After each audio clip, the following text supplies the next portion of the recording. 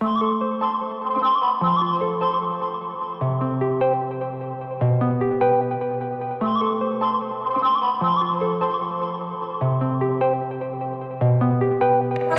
warahmatullahi wabarakatuh.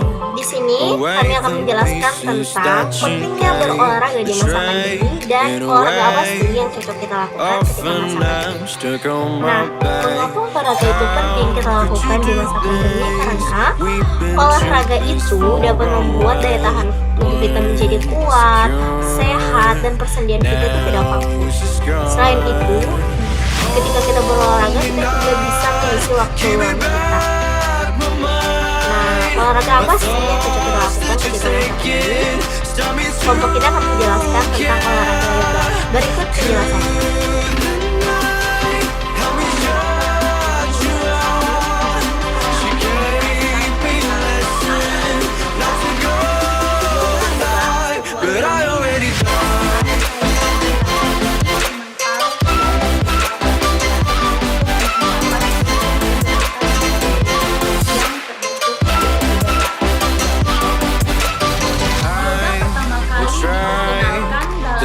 Myself out of your space, far away until the distance passes. It's like it's a new journey. My heart has had enough of pain. Once full, now I'm away. Atau penyatuan diri. Yoga memiliki tiga arti yang berbeda, yaitu yang pertama penyerapan atau samadhi atau juga yudhya. Yang kedua menghubungkan atau yunakti, dan yang ketiga pengendalian atau yogya. Namun makna kunci yang biasa dipakai adalah meditasi atau dhyana dan penyatuan atau yudhya.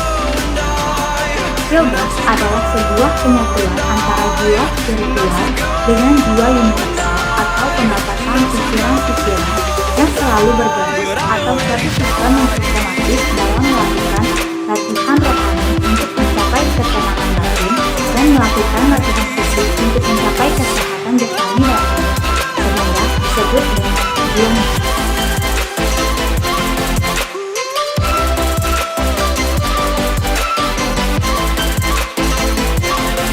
Hatha Yoga adalah suatu sistem pelatihan yang menggunakan berbagai teknik membentuk sikap tubuh atau asana, disertai dengan teknik pernapasan atau pranayama, guna mencapai suatu keseimbangan antara dua kekuatan yang berbeda di dalam tubuh, seperti tubuh bagian atas dan tubuh bagian bawah, tubuh bagian kiri dan tubuh bagian kanan, tarikan napas dan hembusan napas, energi positif dan energi negatif, dan sebagainya. Bhakti Yoga adalah yoga memfokuskan diri untuk menuju hati. Jika seorang yogi berhasil menerapkannya, maka dia akan dapat melihat kelebihan orang lain dan cara untuk menghadapi sesuatu. Keberhasilan yoga ini juga membuat yogis menjadi lebih welas asih dan menerima segala yang ada di sekitarnya. Karena yoga ini diajarkan untuk mencintai alam dan beriman kepada Tuhan.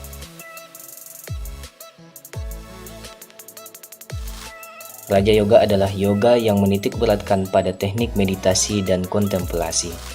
Yoga ini nantinya akan mengarah pada cara penguasaan diri sekaligus menghargai diri sendiri dan sekitarnya.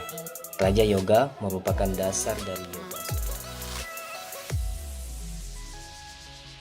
Jnana Yoga adalah yoga yang menerapkan metode untuk meraih kebijaksanaan dan pengetahuan. Teknik ini cenderung untuk menggabungkan antara kepandaian dan kebijaksanaan, sehingga nantinya mendapatkan hidup yang dapat menerima semua filosofi dan agama.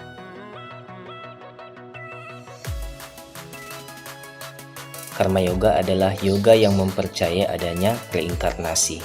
Di sini Anda akan dibuat untuk tidak egois, karena yakin bahwa perilaku Anda saat ini akan berpengaruh pada kehidupan saya. Tantra Yoga sedikit berbeda dari yoga-yoga yang lain.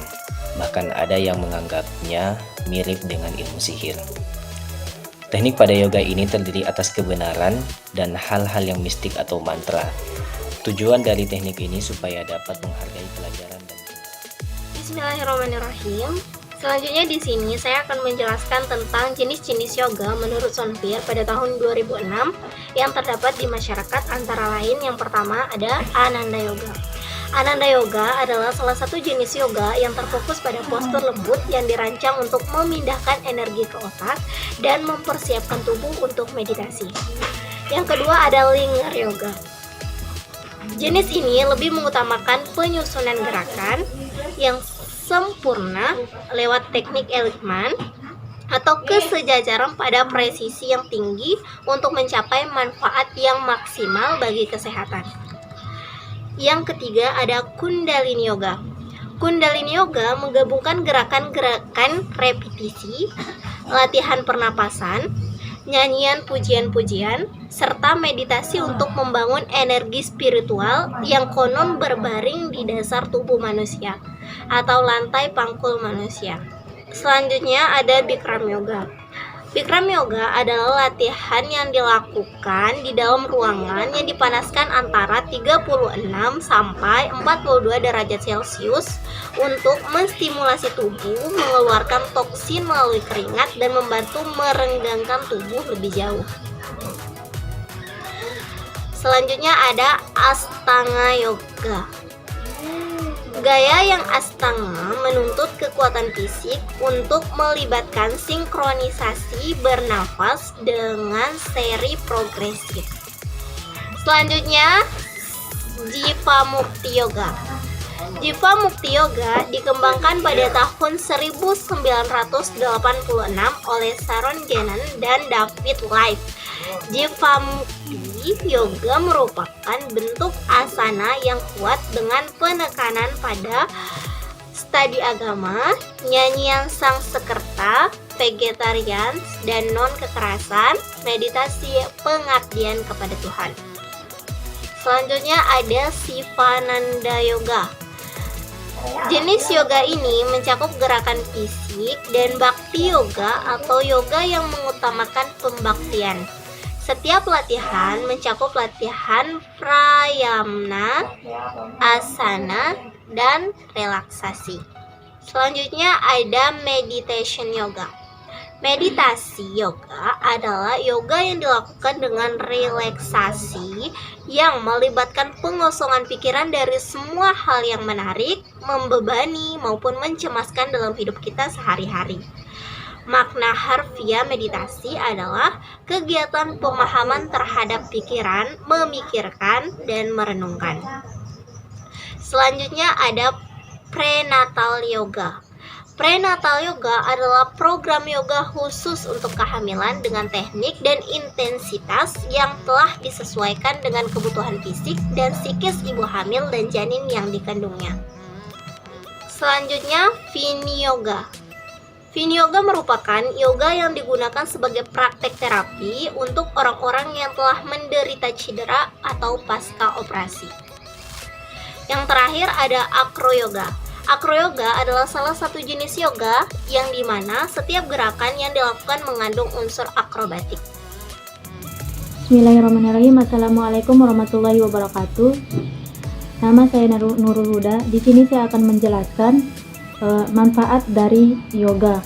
Menurut Sindu, yoga memiliki manfaat yang baik jika dilakukan secara rutin dan teratur, yaitu sebagai berikut: meningkatkan fungsi kerja kelenjar, endokrin atau hormonal di dalam tubuh, meningkatkan sirkulasi darah ke seluruh sel tubuh dan otak, membentuk postur tubuh yang lebih tegap serta otot yang lebih lentur dan kuat, meningkatkan kapasitas paru-paru saat bernapas, membuang racun dari dalam tubuh atau disebut detoksifikasi.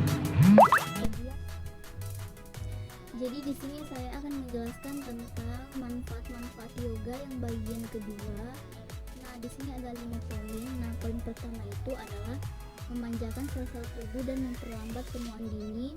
Nah, yang kedua itu memurnikan syaraf pusat yang terdapat pada tulang punggung. Nah, yang ketiga itu mengurangi ketegangan tubuh dan pikiran serta membuatnya lebih kuat saat menghadapi stres. Nah, yang keempat itu memberikan kesempatan untuk merasakan relaksasi yang mendalam. Nah, yang terakhir itu meningkatkan kesadaran pada lingkungan dan meningkatkan rasa percaya diri dan kemampuan untuk berpikir positif. Nah, sekian dari manfaat-manfaat yoga yang akan dilanjutkan oleh penjelasan selanjutnya. Di sini saya akan memaparkan tujuan dari olahraga yoga. Tujuan dari olahraga yoga yaitu memperluas